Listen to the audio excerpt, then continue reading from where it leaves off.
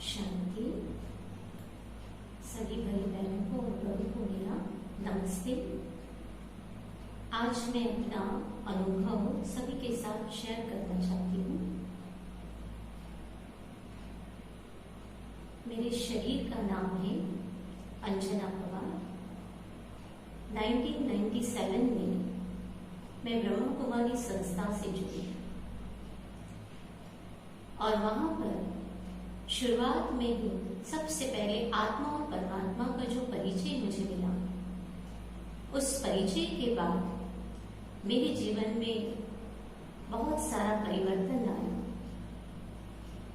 लौकिक दुनिया से अलौकिक दुनिया की यात्रा मेरी शुरू हो गई और इतनी सुंदर ये यात्रा रही है और चल रही थी कि बात मत पूछिए। इस यात्रा में परमात्मा ने मुझे बहुत अनुभव कराया, बहुत सारी बातें मुझे सीखने को मिली। वहां की बहनों ने भी बड़े प्यार से मेरी पालना की, बहुत प्यार से चलाया।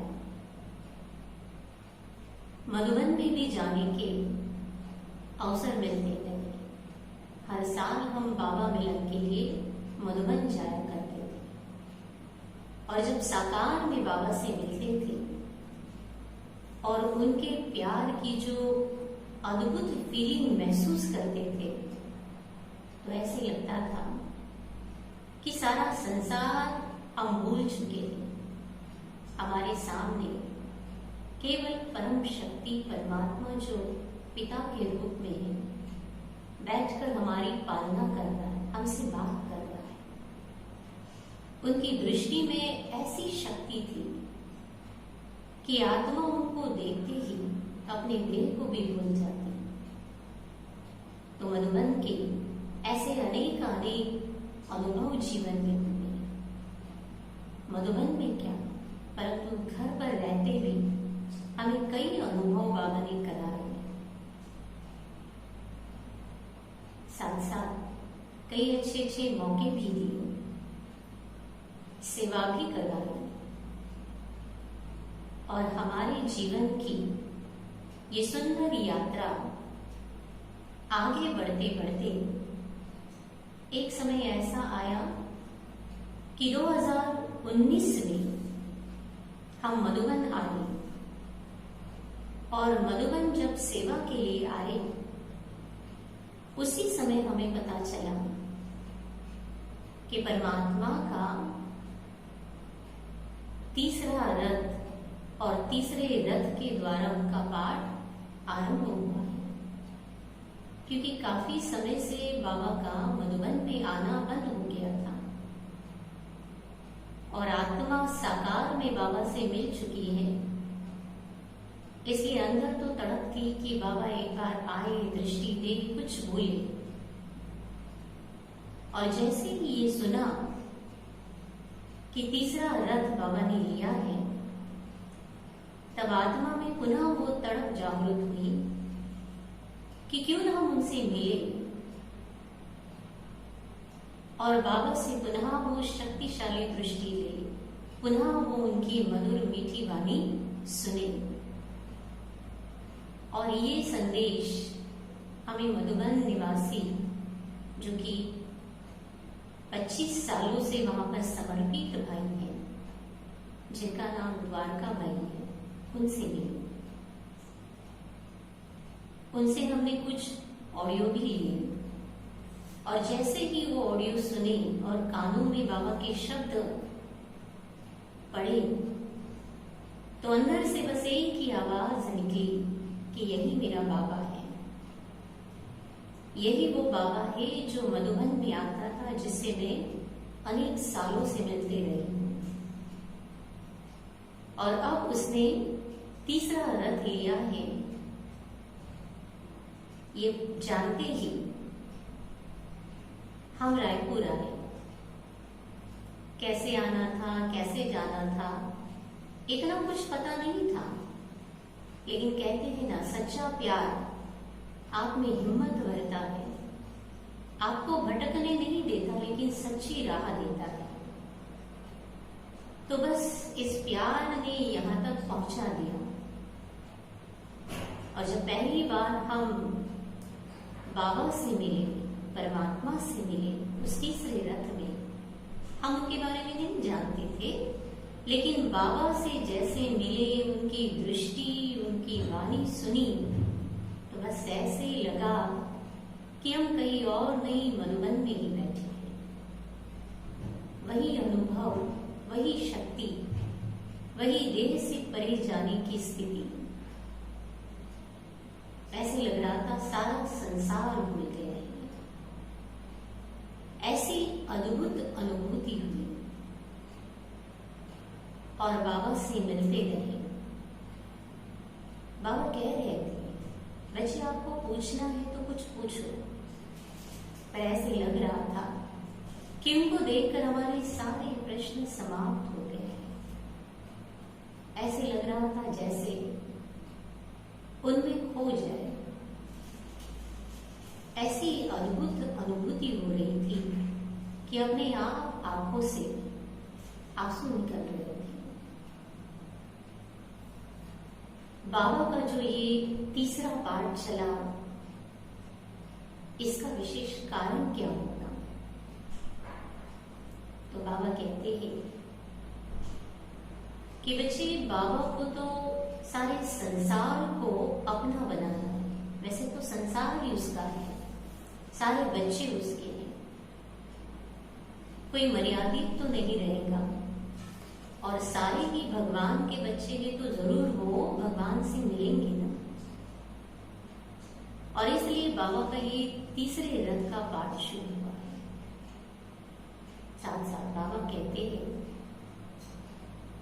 कि बच्चे, आप जैसे जो बच्चे हैं, जो सच्ची दिल रखते हैं, मधुबन में जो दूर बैठकर अंदर ही अंदर सोचा करते थे कि बाबा हम आपसे ऐसे नजदीक कब मिलेंगे।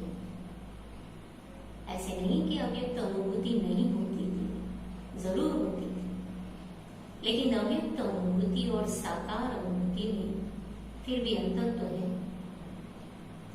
तो साकार में मिलने की जो बच्चों में तड़प रही है, तो वर्तमान समय बाबा अब अपने ऐसे बच्चों से मिल रहे हैं जो दिल की तड़प रखते हैं बाबा से मिलने के लिए।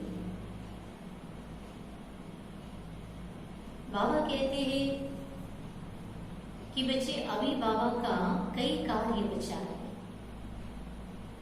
उसमें से भी जो साकार में बाबा को सभी बच्चों को दृष्टि देती है, जो अंतिम समय का ये पार्ट है, नजरों से निहार करने का, आप ही सोच सकते हो कि ये पार्ट कौन बजाएगा।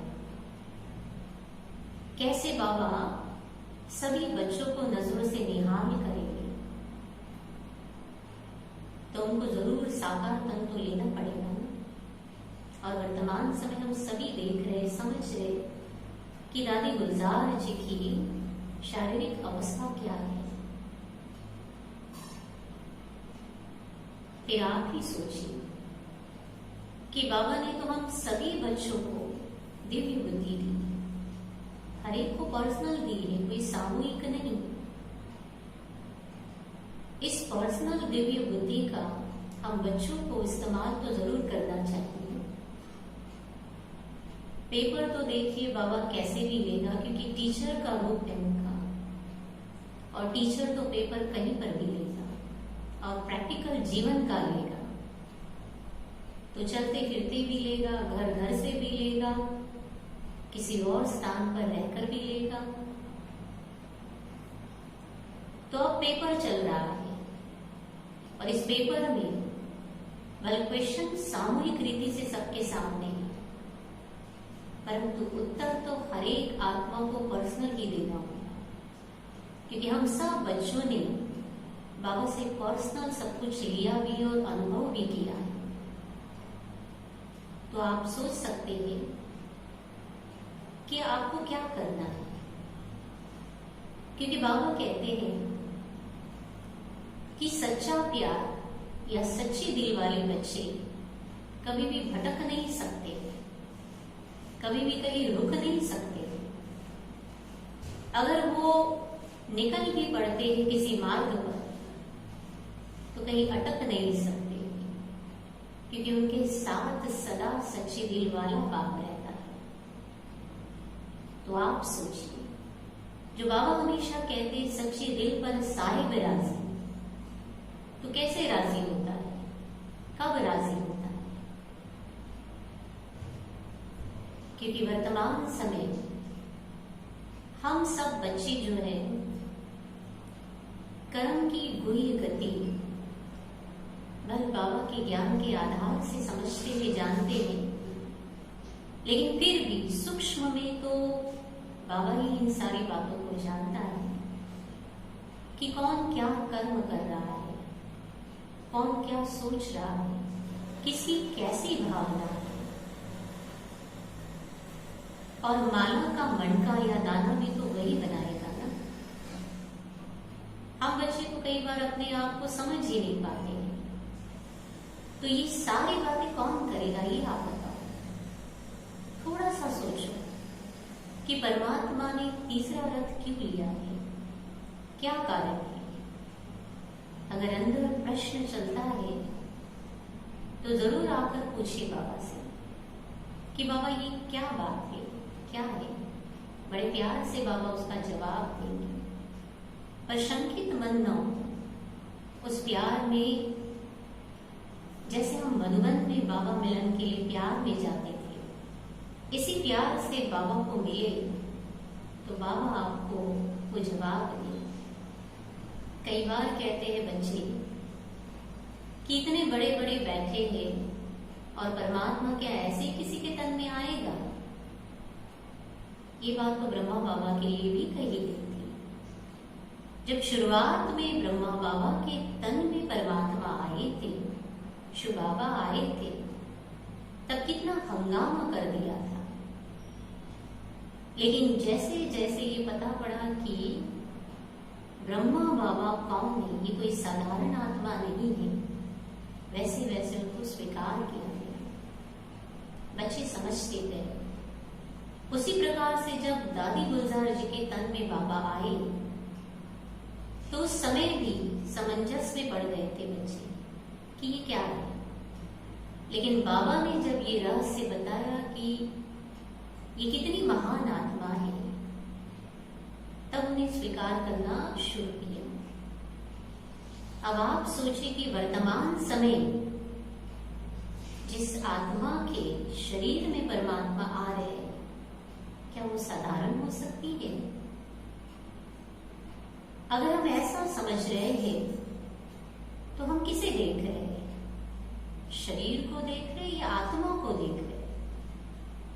और आत्माओं के बारे में क्या हम इतना जानते हैं जो हम कह रहे हैं कि बाबा किसी के भी तन में आएगा? ये तो बाप जानते हैं कि यह आत्मा कितनी महान है और क्या है। जिनके तन में बाबा आते हैं वो तो प्यार की मूर्त है, ममता की मूर्त है, जिनको हम सभी बच्चे प्यार से मैया कहते हैं। और वाकई ही ये बात दिल से निकलती है। आप सभी भाई बहन जरूर इस पर विचार करें। अभी ही समय है, क्योंकि बाबा तो मुरियों में भी कहता आ रहा है कि बच्चे आपको अपनी दिव्य बुद्धि से चलना है। भले राय मशवरे सबसे करो, और फिर भी आपका जो दिल कहता है उस दिल की सच्ची आवाज सुनो और उस रास्ते पर चलो। बाकी तो परमात्मा हर एक बच्चे को साथ जरूर देगा, पर उसकी सच्ची दिल को, सच्चा प्यार